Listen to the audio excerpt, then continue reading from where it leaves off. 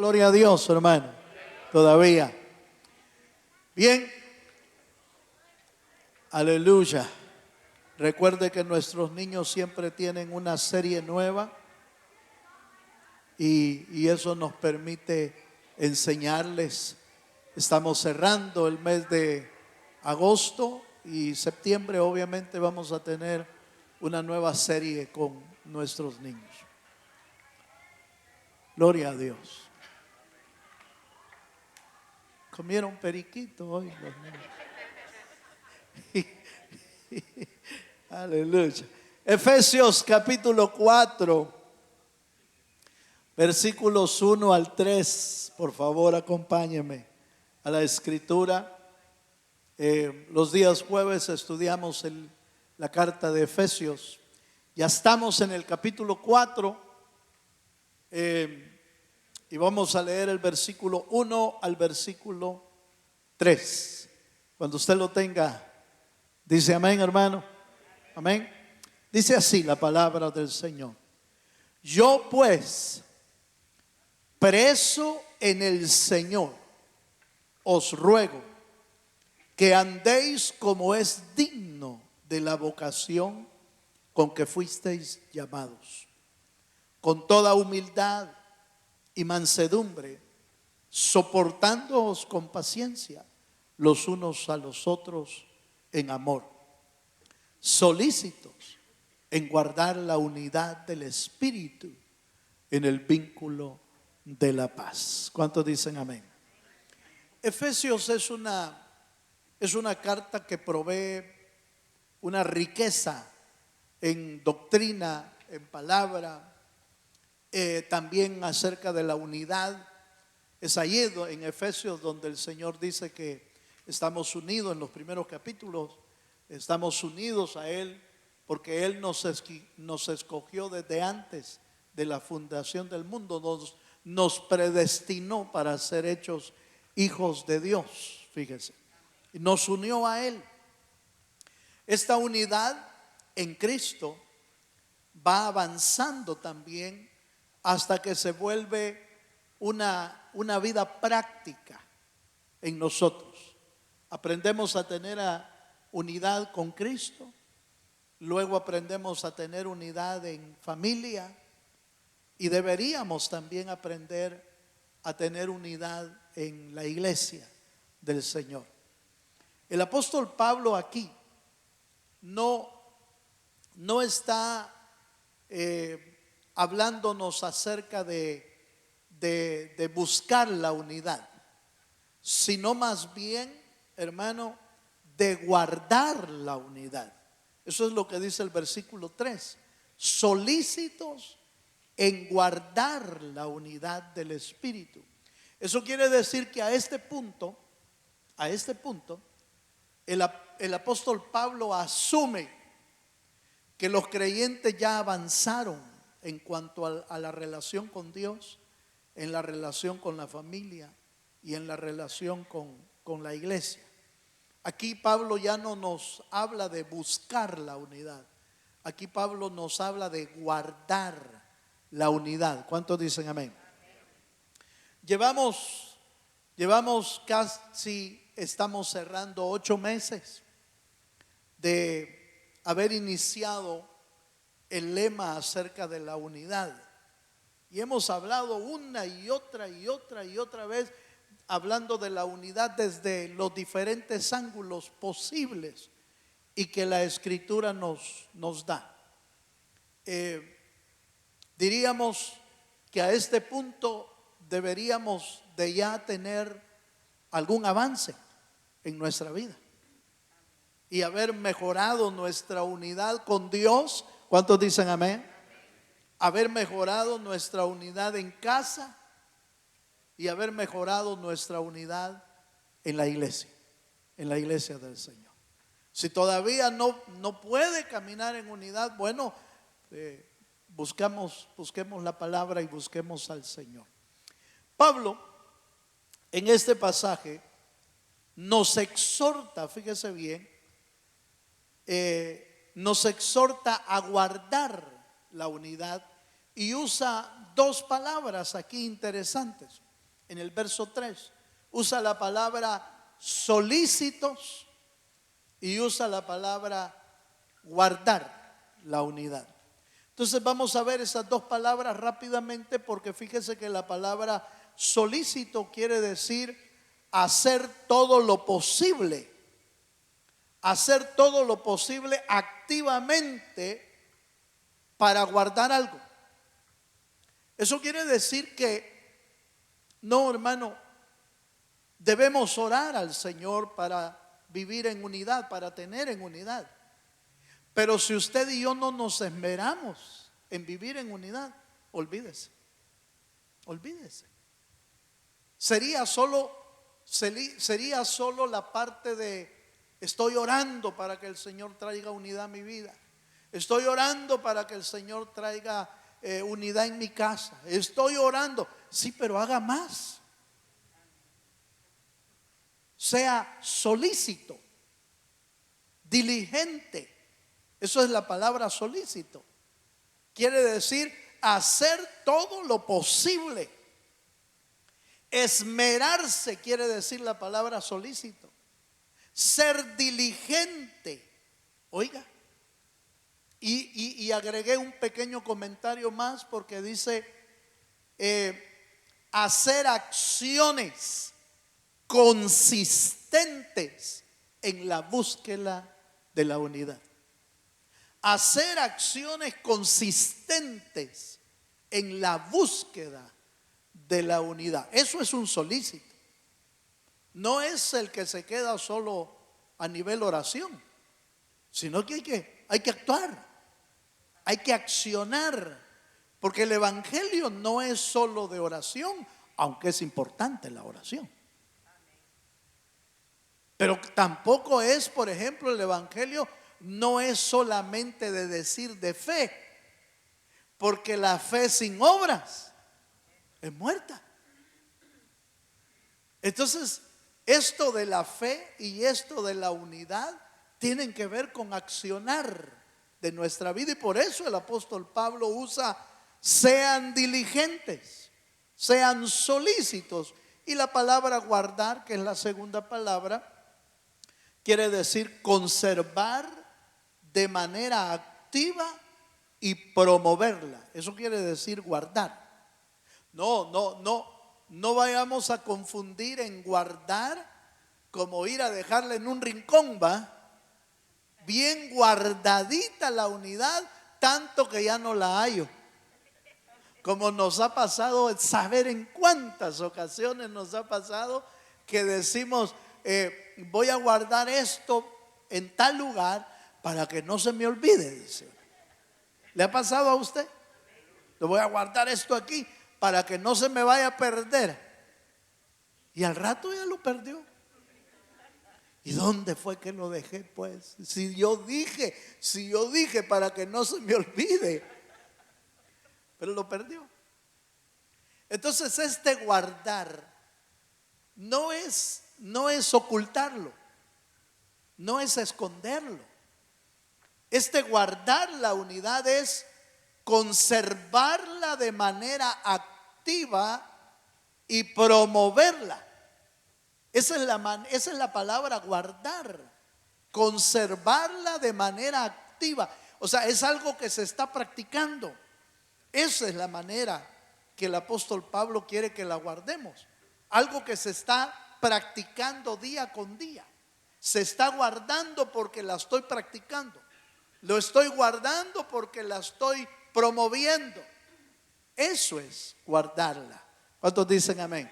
Bueno, después de ese pequeño definición de dos palabras, vienen otras tres palabras que el apóstol Pablo usa para referirse a cómo guardarla, a cómo guardar la unidad. Y entonces miren lo que dice Efesios capítulo 4, versículo 2. Efesios capítulo 4, versículo 2.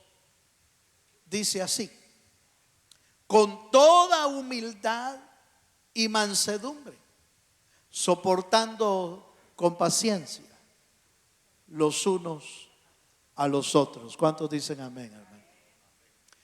Aquí el apóstol Pablo nos añade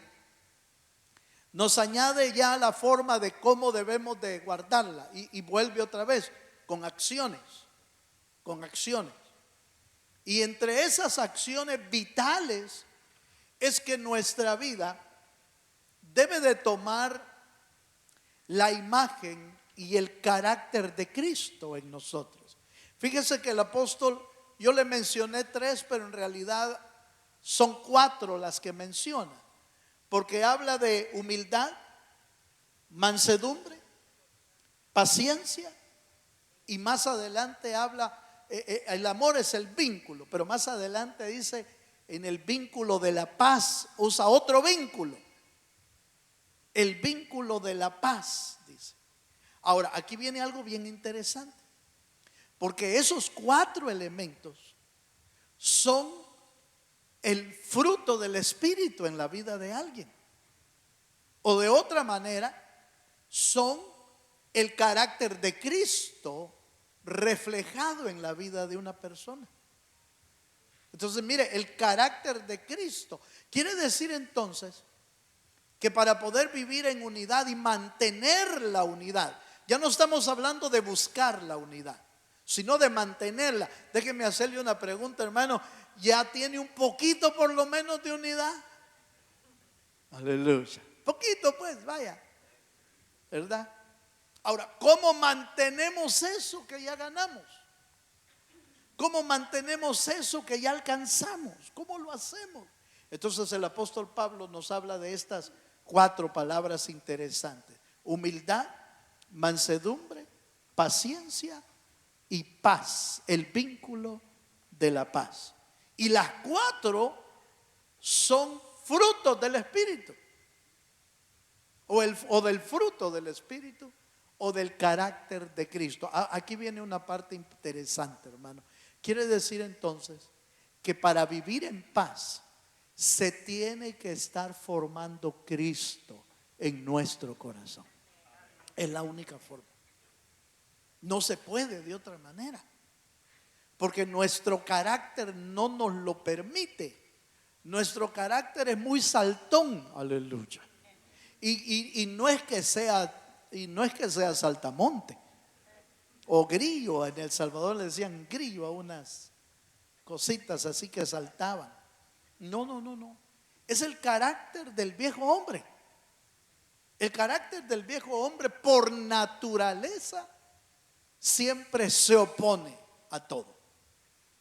El viejo hombre por naturaleza siempre se revela a Dios y se revela a todo lo que es bueno, porque el viejo hombre está, oiga esto, el viejo hombre está plagado de lo que se llaman las obras de la carne, pero el nuevo hombre se le están formando el fruto del Espíritu. Mire la gran diferencia. Entonces, mientras más fruto del Espíritu se haya formado en nosotros, entonces el carácter del viejo hombre va desapareciendo en nuestra vida. Ahí usted y yo debemos evaluar quién está más grande en su vida: el viejo hombre o el nuevo hombre. ¿Cuántos dicen amén, hermano? ¿Sí? Si es el viejo hombre, usted va a ver que es uno muy saltón, muy se opone en todo, se revela en todo, todo. Si el esposo dice blanco, ella dice negro, y si la esposa dice azul, él dice amarillo. Se opone, la carne se opone, y entonces se revela. Por eso es que para guardar la unidad solo se puede hacer con el carácter de Cristo. Es la única manera. Entonces veamos estas 4 palabras que me parece que son importantes, porque el apóstol Pablo las menciona. Y habla de humildad en primer lugar. Acompáñenme a Filipenses 2, versos 6 y 7. Por supuesto, el máximo exponente de la humildad es Jesucristo. Es el máximo exponente. Y lo muestra, mire de qué manera. Filipenses 2:6.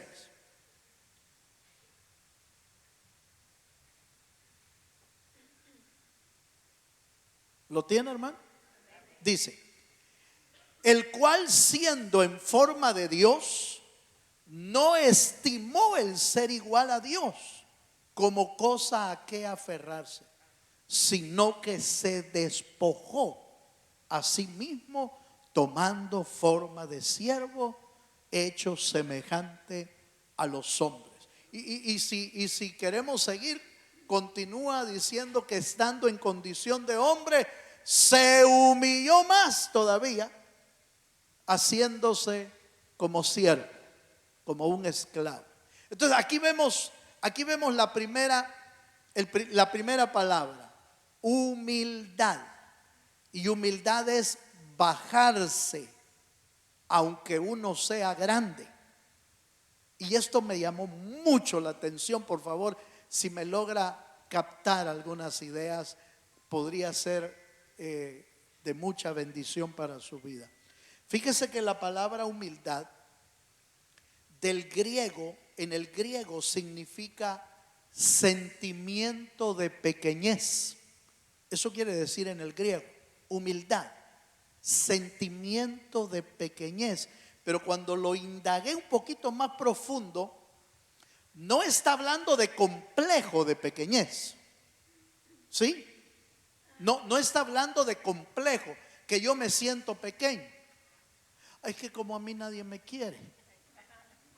Es que como a mí todos me ven mal. Es que como me menosprecian. Ese sentimiento de pequeñez en el sentido de complejo. Está complejado, está traumado uno y se siente pequeño, ¿verdad? Por ejemplo, uno dice, no, ahí no encajo, dice, ahí no encajo porque ahí todos son de la alta. Aleluya.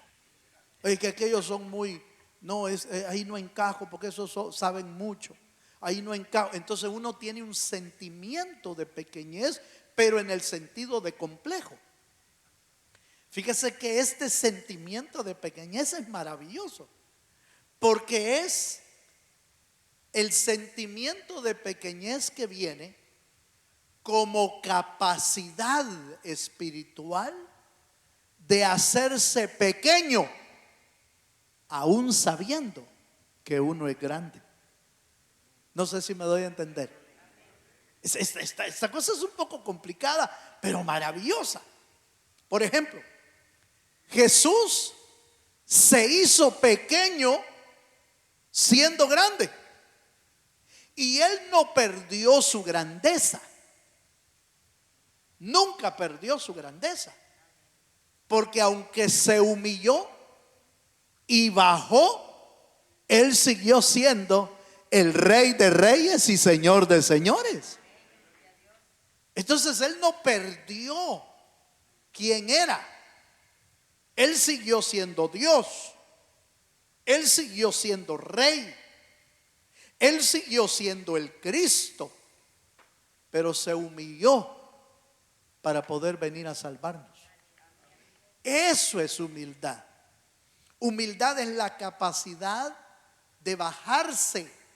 Oiga, la capacidad de bajarse aún sabiendo que uno tiene una posición. Por eso el humilde deja el pleito. Aleluya. Porque tiene la capacidad de dejar de pelear. Aleluya. Tiene la capacidad y dice, no. Pues sí, respondeme, decime algo, háblame. Y el otro se queda callado, la otra se queda callada. Dice, no es el momento. No, decime, vení para acá. Y se pone una así y la otra dice, no es el momento. Después vamos a hablar. Sencillo, sabio. ¿No le parece? ¿Me estoy dando a entender, hermano? Entonces, humildad es, aunque uno tenga una posición, o sea, grande o tenga una posición, tiene la capacidad de bajarse. Eso es lo que hizo el Señor. Eso es humildad. No, humildad no es aquellos que andan diciendo, sí, como me ven humilde. No, eso no es humildad, hermano. Eso es complejo. Eso es complejo. Va, mire pues, Mateo capítulo 11, verso 29. Hablando de Jesús dice, llevad mi yugo sobre vosotros. Mateo 11, 29. Un poquito más listo ahí, porfa. Llevad mi yugo sobre vosotros y aprended de mí. Oiga esta parte, que soy manso y humilde de corazón, y hallaréis descanso. ¿Para qué dice, hermano? Para vuestras almas. Entonces aquí hay un detalle interesante. Hay un detalle sumamente interesante, porque el Señor nos invita a que seamos tan humildes como Él. Llevad mi yugo. Llevad mi yugo y aprended de mí, que soy, ¿qué dice, hermano? Manso y humilde de corazón. Uno de los ejemplos que me encanta a mí del Señor Jesús es que pudo lavarle los pies a los discípulos. ¿Se acuerda usted? Le lavó los pies a los discípulos. El Rey de Reyes, hermano, lavándole los pies a los discípulos. Y hasta Judas, pues. Hasta Judas estaba entre los discípulos. Y le lavó los pies. Fíjese que la unidad en la iglesia, la humildad, perdón, se fortalece cuando cada creyente se considera inferior que los demás. La unidad se fortalece cuando el creyente toma una actitud de humildad. La unidad se fortalece. Por eso es que nosotros necesitamos aprender a vivir en humildad. Vamos uno más, por favor. Romanos 12, 16.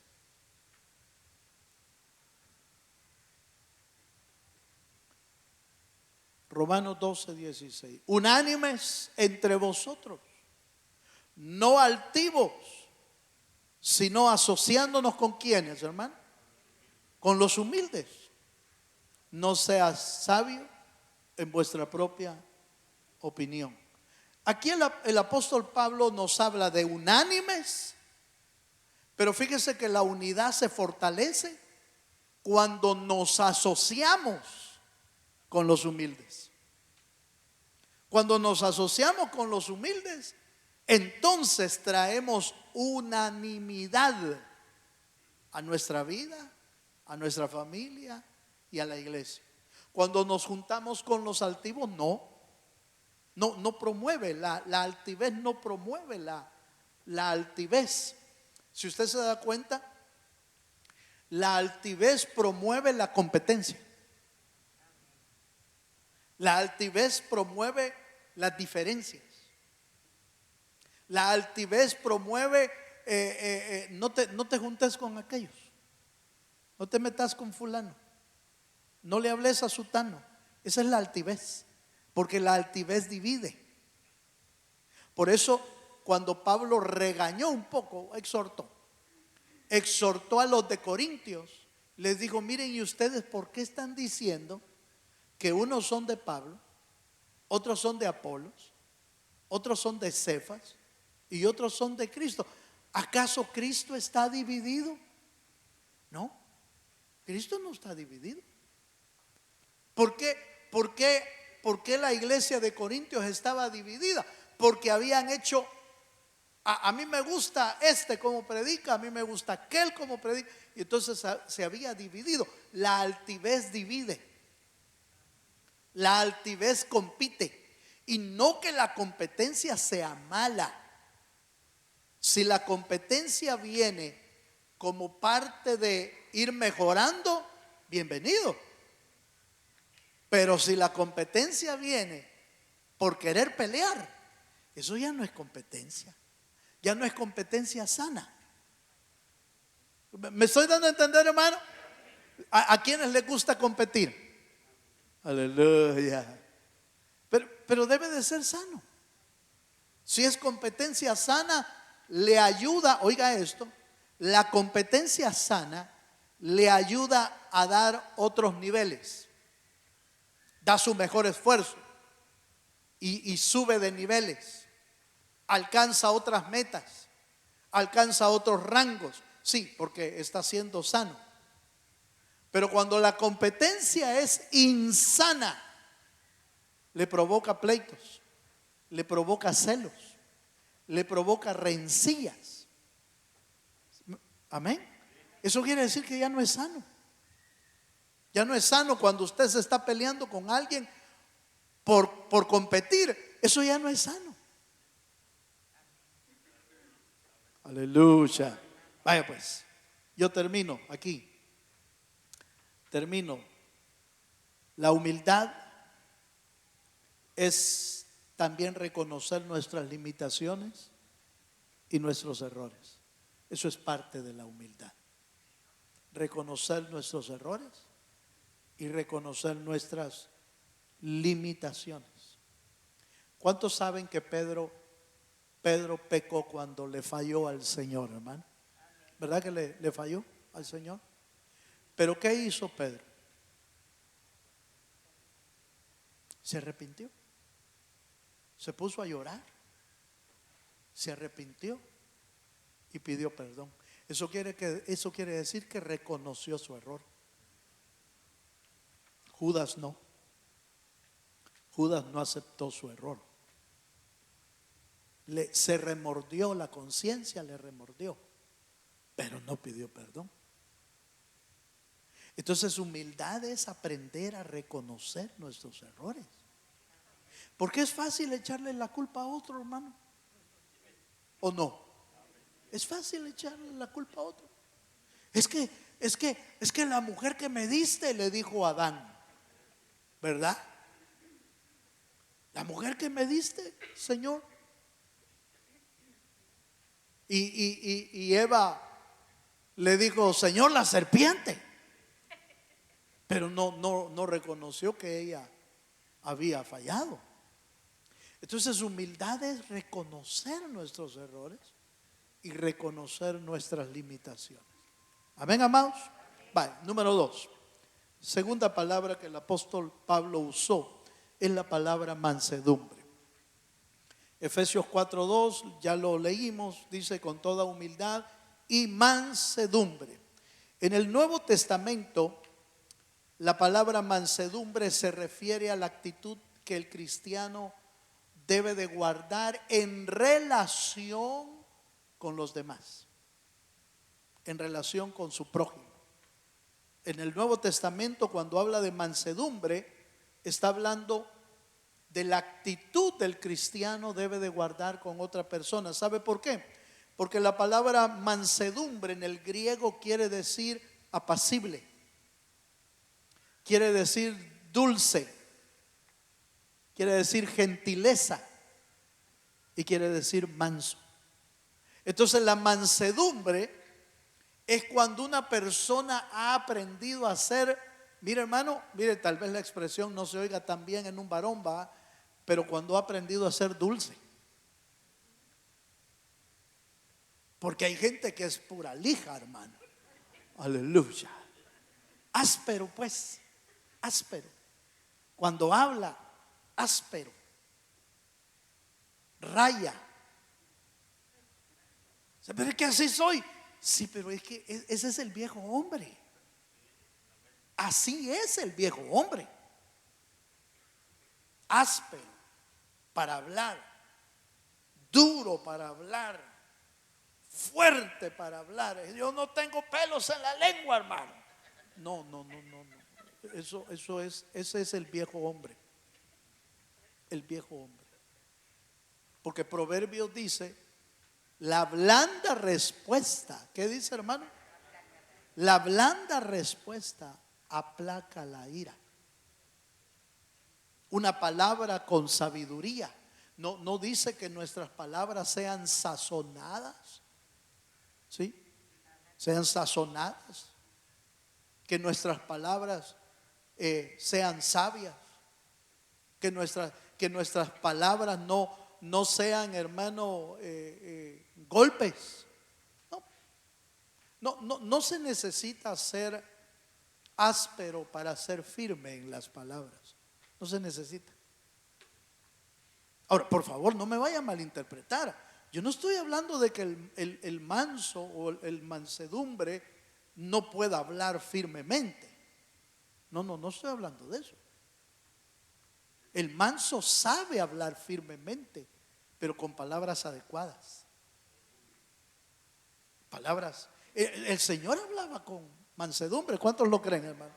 Pero cuando hablaba también, sobre todo a los malvados, y a los pecadores. Sigamos un poquito más. Por eso, hablando de los ministros, inclusive, mire lo que dice segunda de Timoteo 2:24, dice. Segunda de Timoteo 2:24, porque el siervo del Señor no debe de ser contencioso, dice. Es decir, no debe de ser pleitista. Así es. Sino amable para con todos, apto para enseñar, sufrido, que con mansedumbre, mira, hermano, que con mansedumbre corrija a los que se oponen, por si quizás Dios le conceda que se arrepientan para conocer la verdad. Entonces la corrección, mire, ¿se puede dar corrección con mansedumbre, hermano? Mire qué tremendo. Se puede corregir con mansedumbre, con palabras adecuadas y con palabras dulces, inclusive con gentileza. Se puede corregir, porque no son las palabras ásperas las que corrigen, sino el Espíritu de Dios es el que corrige a una persona. Entonces, hablando de los ministros, hablando de los líderes, hablando de un servidor, debe de tener espíritu de mansedumbre. Debe aprender a tener espíritu de mansedumbre. Mire lo que dice Tito capítulo 3, verso 2. Dice, que a nadie difamen, que no sean pendencieros, sino, como dice, hermano, amables, mostrando toda mansedumbre para con todos los hombres. Eso quiere decir que no es solo con uno que debe de ser mansos, debe de ser con toda la gente, con todas las personas. Debe de mostrarse la mansedumbre. ¿Por qué? Porque es un fruto del Espíritu. Es un fruto de Dios en la vida del creyente. Porque si solo se hace con uno o con dos y con todos los demás no, entonces no es fruto. No es fruto. Uno hace quizás la lucha para mantenerse, pero ¿y los demás? Entonces el mansedumbre, hermano, es una persona, hoy fíjese que no se refiere, esto me gustó hace tiempo, lo leí, no se refiere, mansedumbre no se refiere a debilidad, sino a una fuerza que está bajo control. Es como el dominio propio. El dominio propio no quiere decir que uno es débil. El dominio propio es la capacidad de poder detener su vida, su carácter, cuando es necesario. Ese es dominio propio. Igual es la mansedumbre. La mansedumbre no es debilidad. El ser amable no lo hace más débil, lo hace más fuerte, porque muestra, oiga, La mansedumbre muestra que toda la fuerza que tiene, todo el carácter que tiene, está bajo el control de su vida. Esa es mansedumbre. Lograr mantenernos dóciles, amables, mansos, a pesar del carácter que tengamos, pero logramos mantenerlo bajo control. ¿Cuántos dicen amén, amén? Voy a uno más. Efesios 4:2. La siguiente palabra que el apóstol Pablo usa es la palabra paciencia. ¿Cuántos tienen paciencia, hermano? Aleluya. No, yo sé que todos estamos trabajando en eso, ¿va? Todos estamos trabajando en eso. Pero el apóstol Pablo habla de paciencia. Dice, Efesios 4:2 dice, con toda humildad y mansedumbre, soportándoos con paciencia. Paciencia, los unos a los otros. ¿Cuántos perdemos la paciencia rápidamente, hermano? ¿Verdad que es bien común que uno pierda la paciencia? Pues la paciencia es un fruto del Espíritu, un fruto del Señor.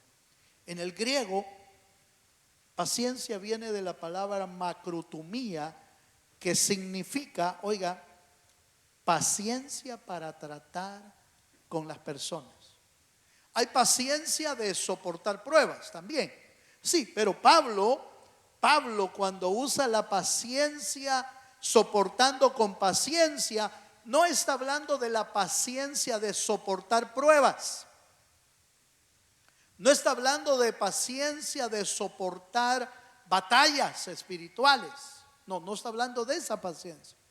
Pablo está hablando de la paciencia de tratar con los hermanos, soportando con paciencia los unos a los otros. Ahí sí que, como dijo aquel personaje, es que no me tienen paciencia, ¿verdad? A veces nos toca eso, es que no me tienen paciencia. Pero Pablo mira en la paciencia la virtud de poder guardar la unidad. Porque por falta de paciencia es que se rompe la unidad. Por falta de paciencia es que terminamos peleando en lugar de terminar arreglando algo. Por falta de paciencia es que rápidamente nos encendemos y rápidamente ahí sí que algunos tenemos quizás mecha corta, ¿va? Usted revise si tiene mecha corta y usted sabe que va a reventar rápido, más paciencia debe de tener. O no sé si usted es de los que de plano no tienen mecha. Yo conozco gente que no tiene mecha. No aquí en Estados Unidos. Hay gente que no tiene mecha, hermano. Cualquier cosa lo hace explotar. Cualquier cosa explota. Y el problema es que cuando algo explota, abarca todo lo que rodea, ¿verdad, hermano? Los que estén al lado, los que estén a la derecha, atrás, adelante, la onda expansiva de la explosión alcanza a otros. Y aquel solo ve yo pasando, iba, dice.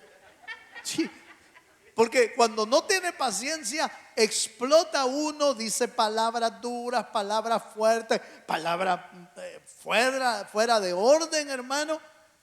Porque está molesto por cualquier cosa y entonces el que va pasando por ahí, ¿pero yo qué te he hecho? Es la onda expansiva.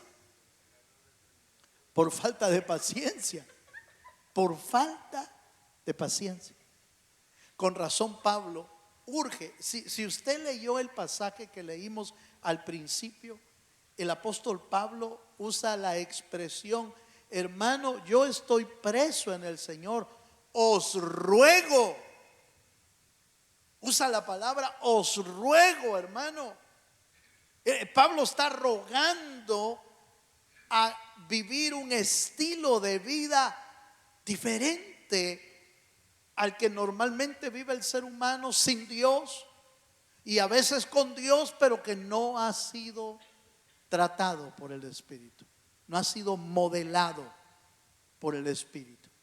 La Biblia habla de la paciencia como una virtud esencial, destacando su importancia en la vida cristiana, tanto en las pruebas, en las batallas, pero en el caso del texto que estamos leyendo, mayormente en el trato con los hermanos, en el trato con las personas. ¿Cuántos dicen amén, hermano? Mateo capítulo 17, verso 17. Ese pasaje es interesante porque pareciera que el Señor pierde el control, pero no lo pierde. Mateo 17, 17, los discípulos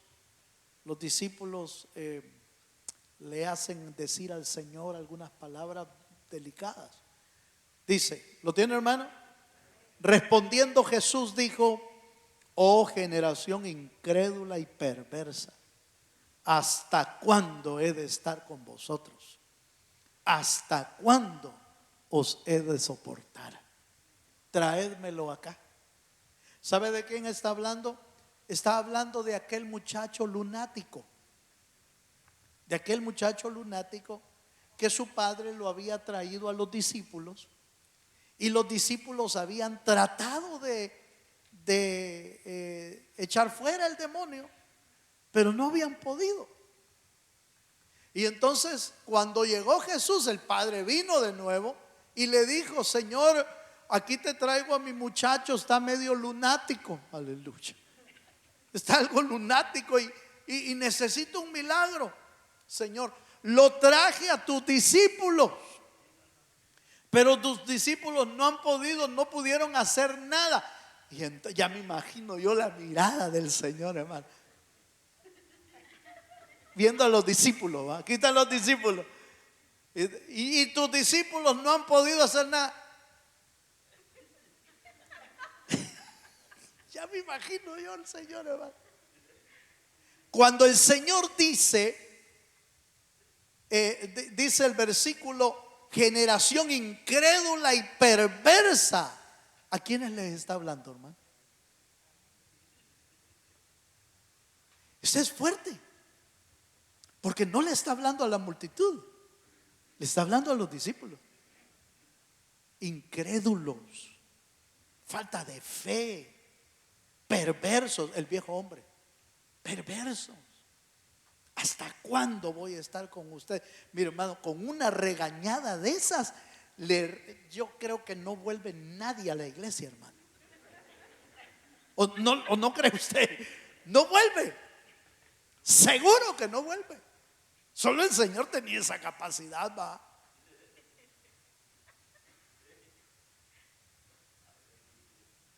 Pero les tuvo el Señor paciencia a los discípulos, hermano. El Señor vivió con ellos, convivió con ellos 3 años y medio. En esos 3 años y medio, hermano, vio tantas cosas en los discípulos, hermano. Vio incredulidad, vio malos hábitos, vio anhelos de grandeza. Cuando le dijeron: Señor, permite que uno esté a tu derecha y el otro así. Yo me imagino el Señor: estos todavía siguen así. Los aguantó. ¿Está de acuerdo, hermano? Los aguantó. Ahora hágame el favor de oír esta pregunta. ¿Nos ha aguantado el Señor a nosotros, hermano? Si lo ha aguantado a usted y me ha aguantado a mí, ¿le puede dar un aplauso al Dios de los cielos, hermano? Señor, muchas gracias, hermano. De veras que el Señor ha sido paciente con nosotros. Ha sido paciente. Y esa paciencia es una virtud que necesitamos hacer crecer en nuestra vida, en la familia y en la iglesia. Necesitamos aprender a ser pacientes. No es una opción. La paciencia no es una opción, es una necesidad para poder vivir feliz. Porque si no aprendemos a tener paciencia, si no aprendemos a vivir en mansedumbre, mire hermano, nos vamos a amargar con medio mundo, hermano. Nos vamos a amargar. Vamos a andar resentidos con, es que aquel me hizo tal cosa, es que aquella me miró mal, y es que aquel dijo que yo, y que no, no, yo no se lo perdono. Va a vivir amargado. Va a vivir amargado toda su vida, resentido con gente. ¿Para qué? ¿De qué le sirve a uno vivir amargado con alguien? ¿De qué le sirve a uno vivir enojado, vivir molesto con alguien? ¿De qué le sirve? De nada. De lo único que le sirve es de estorbo a su vida. Cuando vivimos así, nos estorba para seguir caminando. Mira el Señor, qué lindo el Señor, hermano. Él nos enseña todo. En la cruz del Calvario, Él estaba viendo a sus captores, estaba viendo a los malhechores, estaba viendo a los que lo habían entregado, estaba viendo a los que lo habían abandonado, estaba viendo a todos. ¿Estaba amargado el Señor con ellos? No. Se estaba diciendo al Señor, Señor, perdónalos, Señor, por favor, perdónalos.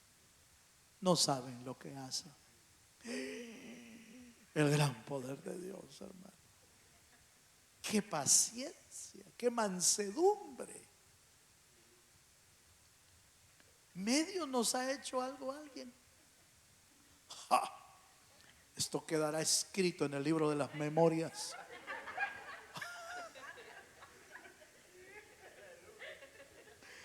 Esto va a quedar escrito por la eternidad.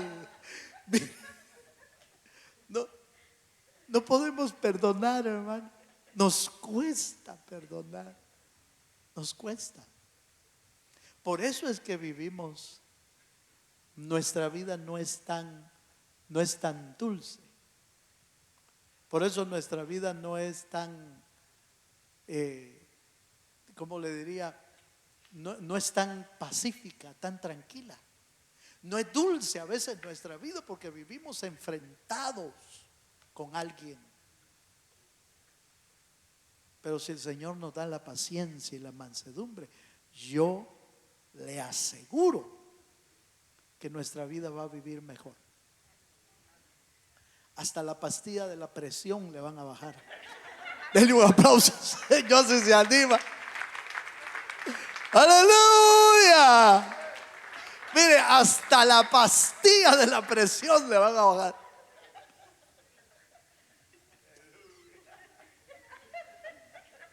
Es que vive uno muy presionado, hermano. Vive uno muy presionado. Sin darse cuenta, vive fruncido de aquí, mire, hermano. Sin darse cuenta, ya anda.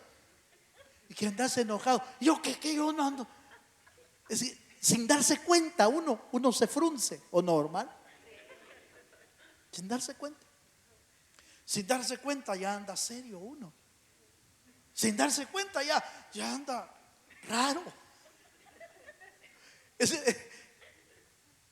Que el Señor nos ayude, hermano. De veras nos ayude el Señor. Porque no solamente va a ser saludable para mí, va a ser saludable para la familia, va a ser saludable para la iglesia. El que cuando usted entre, no entre fruncido.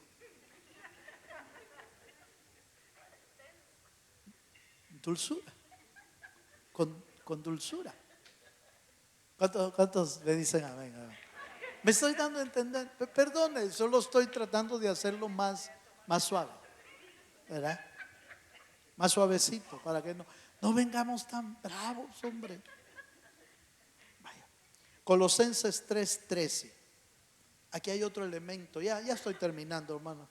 Ya estoy terminando, aunque me falta uno, pero ahí lo vamos a dejar.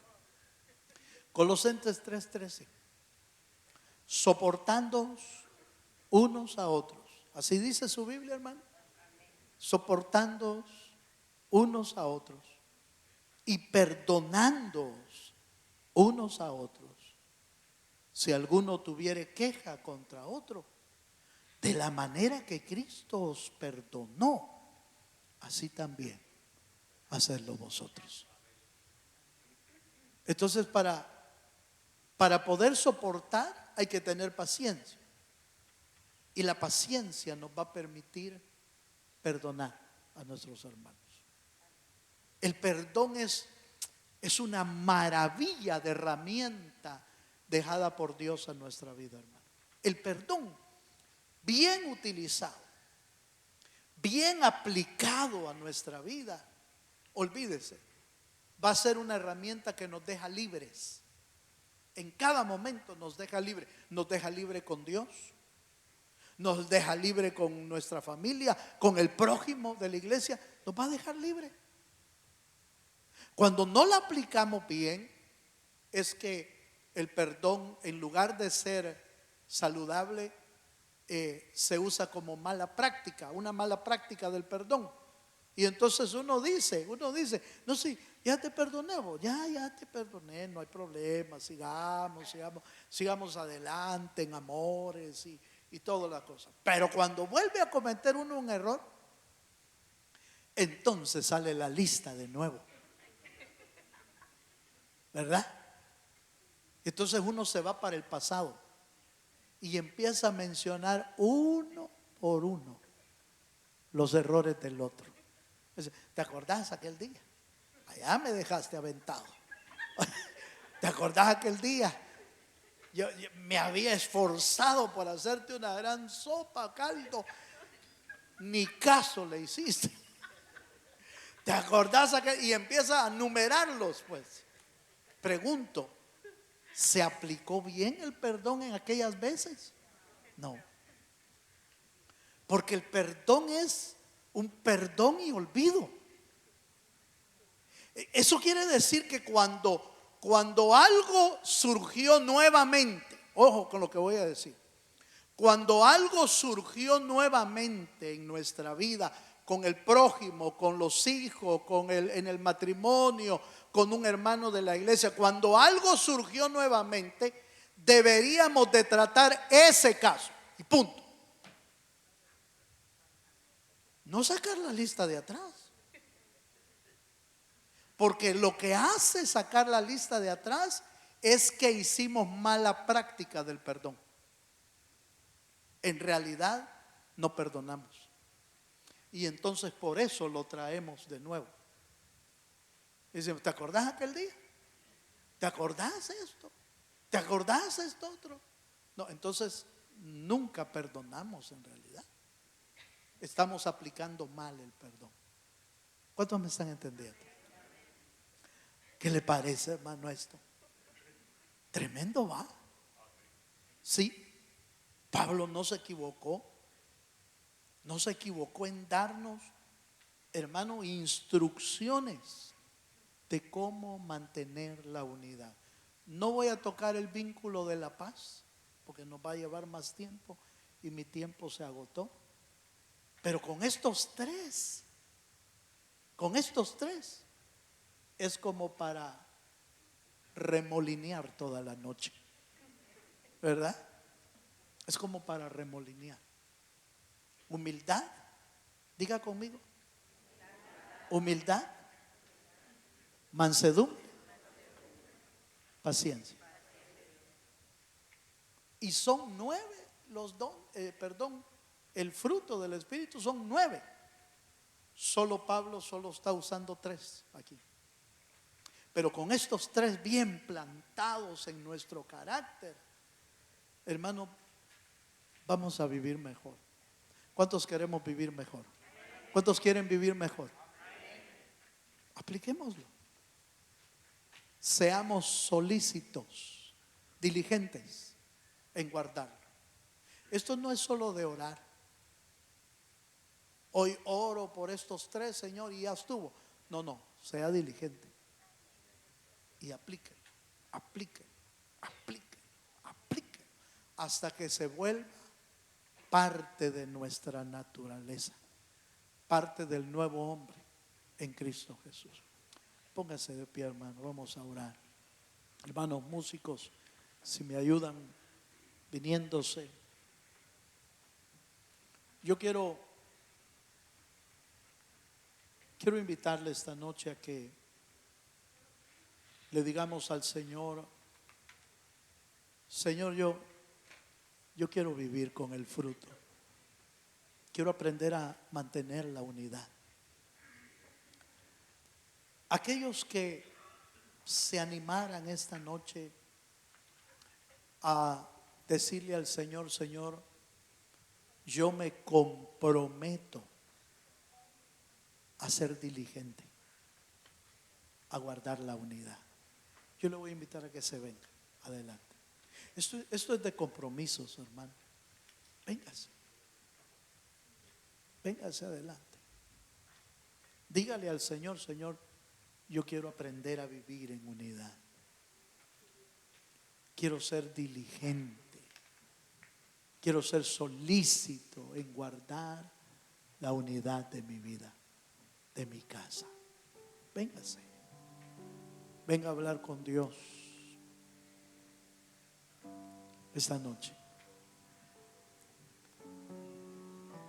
Y en la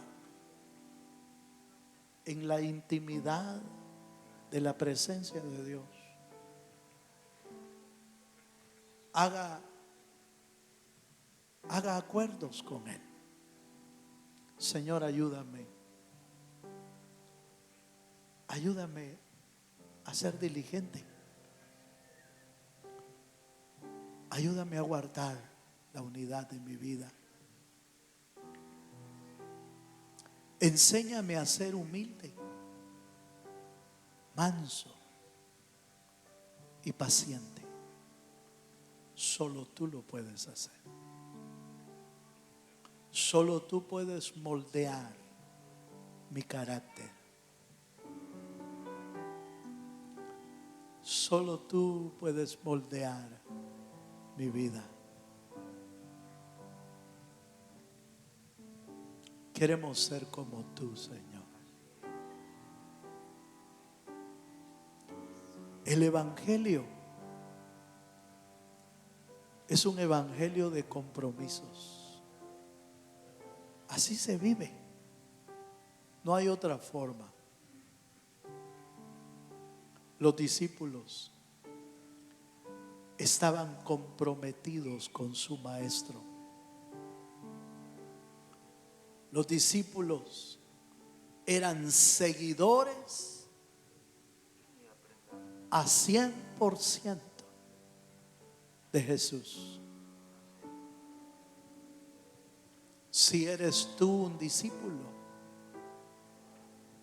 estás comprometido con Él, comprometido con su palabra, con su presencia. Su presencia está aquí. Habla con Dios. Allá en las sillas, si tú te quedaste en las sillas, habla con Dios. Los que están aquí adelante, habla con Dios. Enséñanos a vivir, Señor. Este es mi deseo. Enséñanos a vivir una vida más dulce, una vida más sencilla, una vida más humilde, una vida en mansedumbre. Aleluya. Señor, hoy nos rendimos ante ti.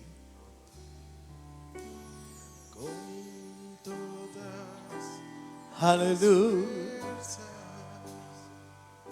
Padre, bendice a tu pueblo esta noche. Forma tu carácter. Forma el carácter de Cristo en nuestra vida. El carácter de Jesús.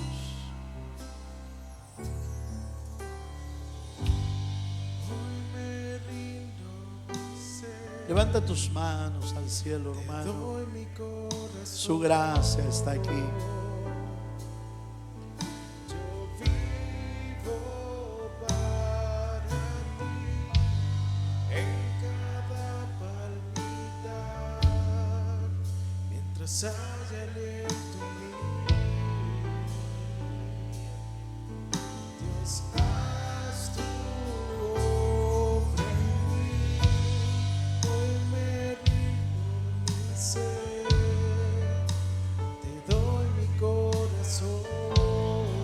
Entrégale tu corazón, hermano, al Señor.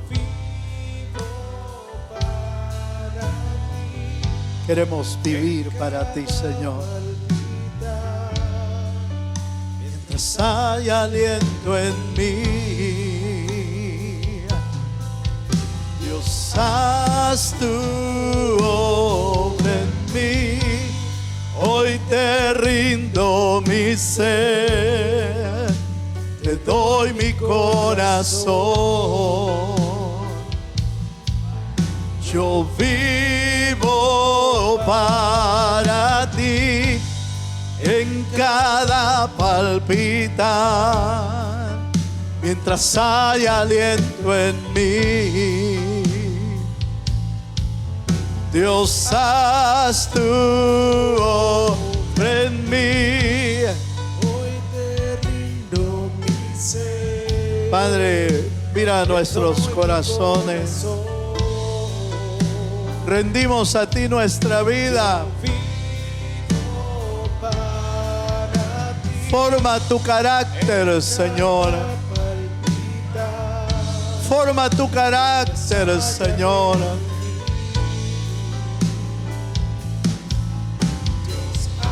Oh, sí, mi Dios.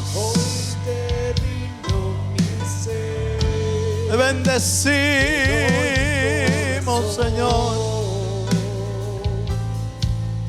Yo vivo para ti en cada palpitar.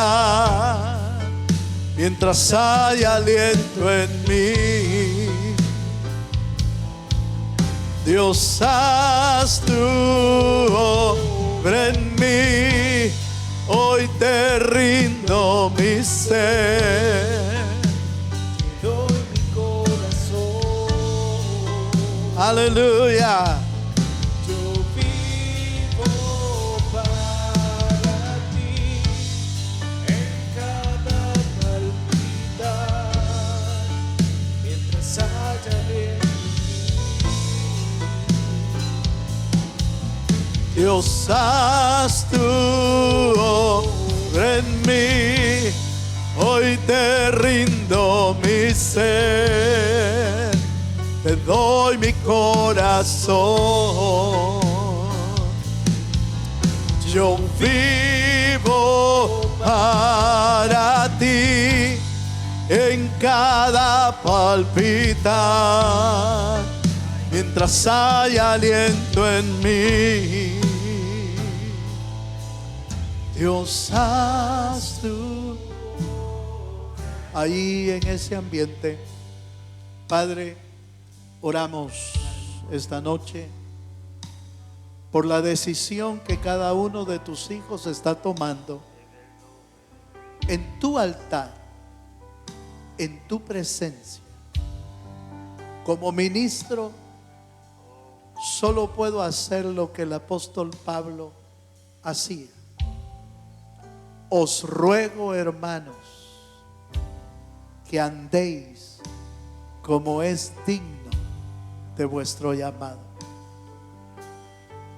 Os ruego que caminemos en humildad, en mansedumbre y en paciencia. Y nuestra vida reflejará la vida de Cristo a todos con los que podamos compartir. Verán la gloria de Jesús en nosotros. Señor, bendice a tu pueblo esta noche. Llénalos de tu presencia. Llénalos, Señor, de tu espíritu, y forma en nosotros la vida de Cristo, Señor. Todo esto lo pedimos en el bendito nombre de Jesús, nuestro Señor. Amén y amén.